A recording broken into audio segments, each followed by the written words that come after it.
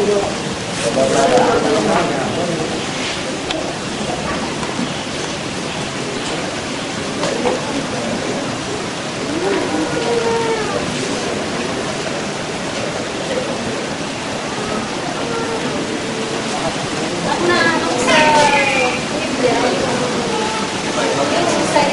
Mateo 6,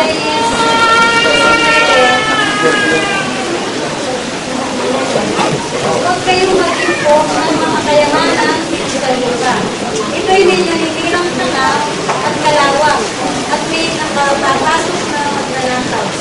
Nahagit yung puti ninyo ay ang kayamanan sa langit. Do'y walang tanaw at kalawang at walang nakapapasok na magnanakaw. Sapagkat kung saan naroon ang iyong kayamanan, naroon din naman ang iyong puso.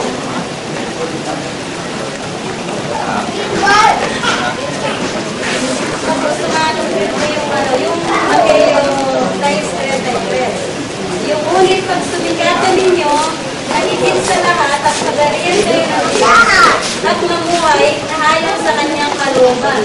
At ipagkakaloob niya ang lahat ng kailangan ninyo. Kaya huwag ninyong ikabahala ang para sa araw ng bukas. Takano ninyo harapin kapag ito'y dumating. Sapat na bawang araw ang kanyang mga kasigurado. Kaya po na yung 6:21 at saka yung 6:33. Kasi yung sa araw ng Santo, kahit na yung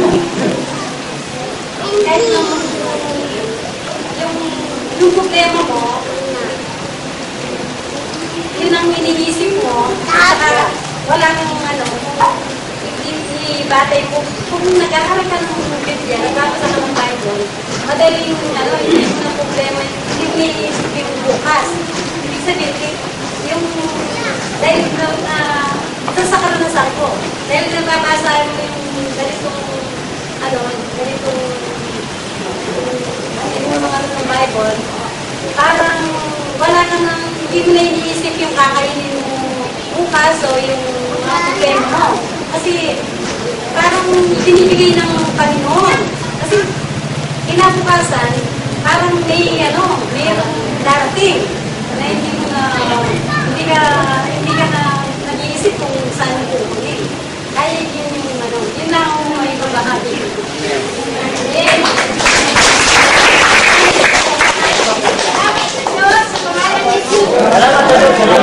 Salamat po kasi tunay po na ang ating po lahat ng problema, ang katugunan po ay ang salita ng Diyos. Pagkaroon po tayo ng problema, pagbasa po tayo ng salita ng Diyos, nandun po ang katugunan ng ating mga problema.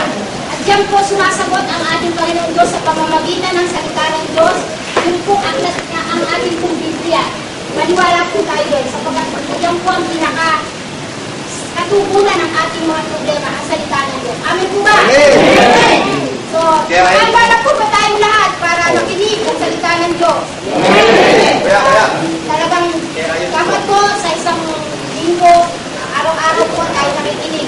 Pero tayo po isang beses lang. At isang beses na to, panabikan po natin at ito po maririnig natin salita ng Diyos, hindi lang po sa ating pagdinig, kundi rin po sa ilagay po natin sa ating puso at ipamahagi po natin sa ating mga kakilala mahal sa buhay.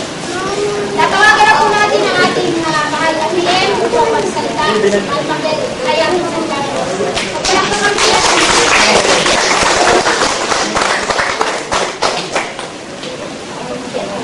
isa pang malakas na palakpak para sa ating nasila.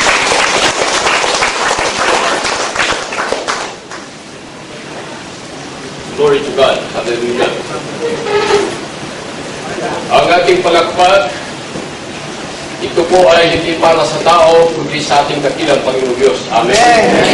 Sapagkat wala na pong ibang pangalan na po pwede nating bigyan ng handog, bigyan ng alay, sa lahat ng oras, sa lahat ng panahon ng ating buhay. Palakpak man ito, alay man ito, kundi para sa Diyos na buhay. Amen?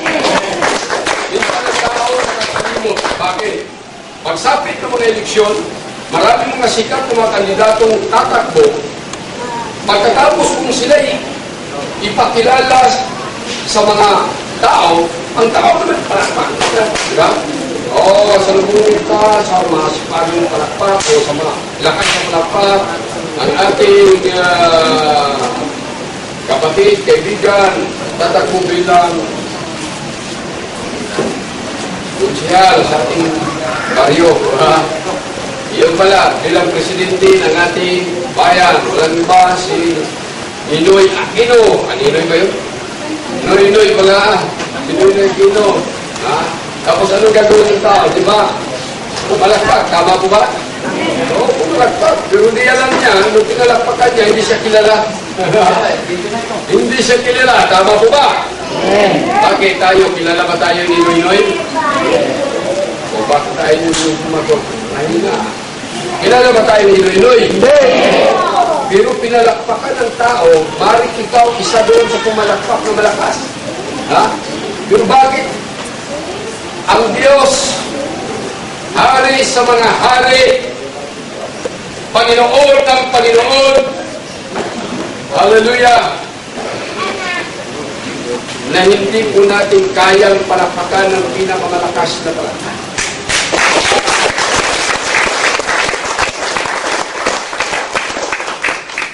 Dahil alam po ninyo mga kapatid, mga kadugong, kahit hindi man tayo pumalakpak sa Diyos, pero kilala pa rin tayo ng Diyos. Amen? Yun ang disadvantage. Yung mga taong nahalal, pinili natin, pinalakpakan natin, iniidolo natin, pero pagkatapos ng eleksyon, sila makaupo, hindi ka kilala. Hindi tayo kilala. Pero ang Diyos, pumalakpak ka o hindi, kilala pa rin tayo ng Panginoon. Amen? Amen! Kaya sa bagang ito, salamat at pilihin po sa kilang bigyan sapagkat binigyan po tayo ng isang pagkakataon na magtipon muli. No? Bagamat wala po rito ang pangkalahatan. Kung isipin po natin mga kapatid, pangilang batch na po ito ngayon? Pangilan na po? Imagine, pang-5. Na ako nandirito ang lahat. Buhat pa noong unang batch. Pangalawa, pangatlo, pang-4. Sino po rito nagpunta ngayong araw nito na unang batch? Taas ang kamay. Unang batch. O, tingnan mo, kukunti lang talaga, o. Samantala, nung unang batch, napakarami. Salamat po sa mga nagtaas na unang batch. Pangalawang batch. Taas ang kamay. Pangalawa. Wow! Wow, dalawa lang. Tingnan mo. Napansinin po ninyo. Nakakalungkot isipin. Wow! Pangatlong batch. Wow pa rin. Tatlo na lang. Ang pang-4 na batch. Medyo mas marami na rin. Sige po, salamat marami. At ito ngayong pang-5 batch ang pinakamarami. Sana nawa, mga kadugo, kayo po magiging legal at magiging silyadong kadugo na po pagkatapos na kayo ay tumanggap, kumikilala sa ating dakilang Panginoon sa pamagitan po sa tubig na yaon. Maging silyado po, meaning kayo po ay legal na ng mga kadugo ni Kristo. Mga kadugo ng bawat isa sa atin. Sana po, huwag ninyo kaming gayahin kayong mga pang-5 batch. Taas ang kamay ng lahat ng pang-5 batch. Wow! Palakpakan po natin dakilang Panginoon. Tayo, siguro kung hindi po nagkakamali, if I'm not mistaken, siguro mga kababayan, mga kapatid, mga kadugo, yan, 200 na tayo. Humigit kumulang, palakpakan po natin ang Panginoon.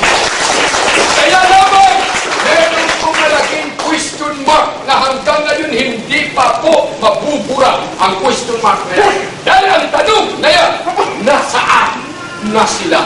May awit. Nasaan?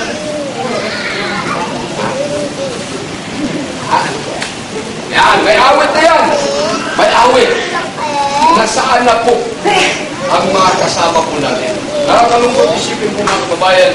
Ba't ko sinabing kabayan?